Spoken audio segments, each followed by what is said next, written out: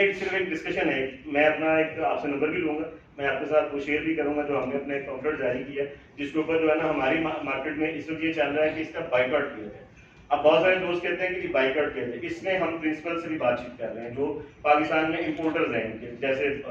बड़े बड़े ब्रांड हैं, मैं नाम नहीं लेते क्योंकि फिर उनको ये होता है कि शायद हमारे ऊपर ये तनकीद होती है। अच्छा, उन लोगों ने ये प्रोटोकॉल अडॉप्ट किए हैं, उन्होंने फायर इंस्टीट्यूशन अपग्रेड किए हैं, उनके प्रिंसिपल ने उनको ये सारी चीजें मजबूर करके उनसे करवाई हैं, उनका खर्चा करवाया। अब हमारे यहाँ जब ये ग्रॉस रूट लेवल पे आप जाते हैं तो हमारे यहाँ तो एक मैकेनिक ये पूरा सिलेंडर जो है वो बाइक के साथ बांध के चल रहा होता है, और वहां पे उसे नहीं पता कि सिलेंडर के अंदर 10-11 केजी या 7-8 केजी या जितने भी केजी उसमें गैस है, अगर ये कहीं एक्सप्लोर हो गई, कोई ऐसा एनवायरमेंट क्रिएट हो गया तो वो हादसे की जिम्मेदारी किस पे जाएगी, इसको टैकल कैसे करना है। कस्टमर के घर में अगर कोई ऐसा इंसिडेंट हो चुके हैं ऑलरेडी कि वहां पे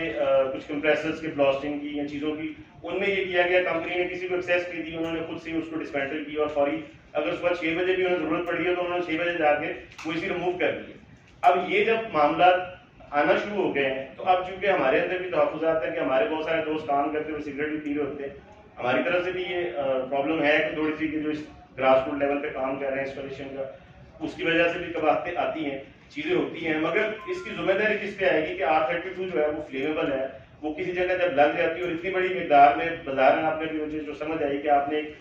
SOP डिसाइड किया कि इससे ज्यादा मिकदार रेफ्रिजरेंट की अभी अलाउ नहीं की गई शायद, मगर वहां जहां पे ये यूनिट को 200 300 400 1000 इसी भी लग जाता है रास्ता साहब, या आने वाले जमाने में ये बड़े यूनिटों में भी अलाउ कर देते हैं, तो ये कितनी डेंजरस होगी, क्योंकि ये हमारी प्राइम प्रीमिसेस में लगती है।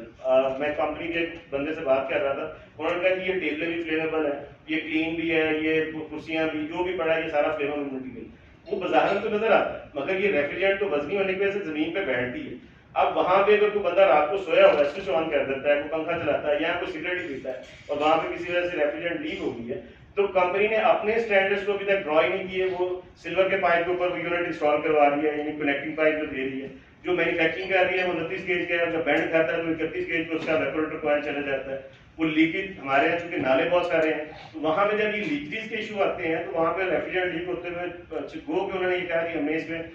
डिटेक्टर लगा दिया है कि जो स्मेल करेगा गैस को और कंप्रेसर को कट ऑफ कर देगा, मगर रेफ्रिजरेंट जहाँ से पाइप पंक्चर है वहीं से रिलीज होकर कमरे के अंदर बैठेगी और वजनी वजह से नीचे बैठेगी।